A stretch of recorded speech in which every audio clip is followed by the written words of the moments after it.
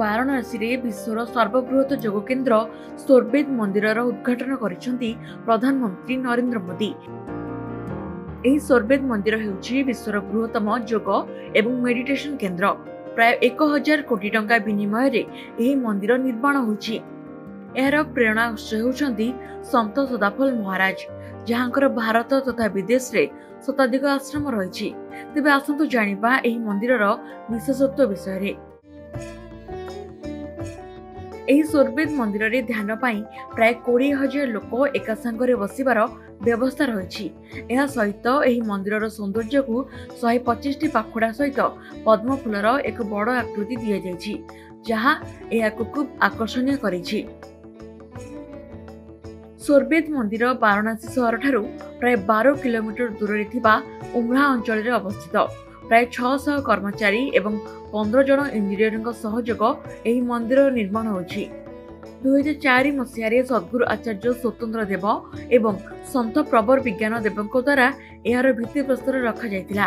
महायोगी एवं आध्यात्मिक गुरु श्री सदाफल देवजी महाराजा सोरबेद पुस्तक रचना करथिले, जहा आधार रे एही मंदिरर नाम सोरबेद रखा जायछि। लोकंक पई आकर्षणर केन्द्र पालटिथिबा एही सोरबेद मंदिर 7 महला विशिष्ट एवं प्राय 180 फुट उच्च। मंदिर रे माक्राना मार्बल व्यवहार करा जायछि, जेउथिरे प्राय 3137 सोरबेद ग्रंथ लेखा जायछि।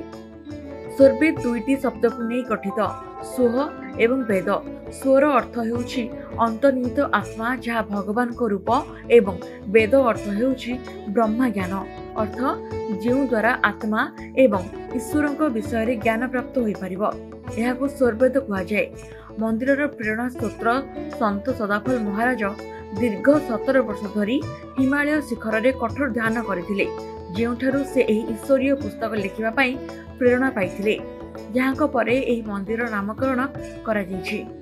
एही मंदिरर बाह्य कांथरे वेद, उपनिषद, रामायण, गीता एवं महाभारतर ईश्वरीय दृश्य चित्रित होइछि। सोरबेद मंदिर भितरे औषध रे परिपूर्ण एक उद्यान मध्य सृष्टि करा जायछि, जहार उद्देश्य हेउछि एक सुस्थ जीवन को प्रेरणा देबा। एही मंदिरर कांथ गुड़िक गोलापी बालुका पत्थर रे निर्मित, जहा सोरबेद मंदिरर सौंदर्य को आहुरी भव्य करुछि।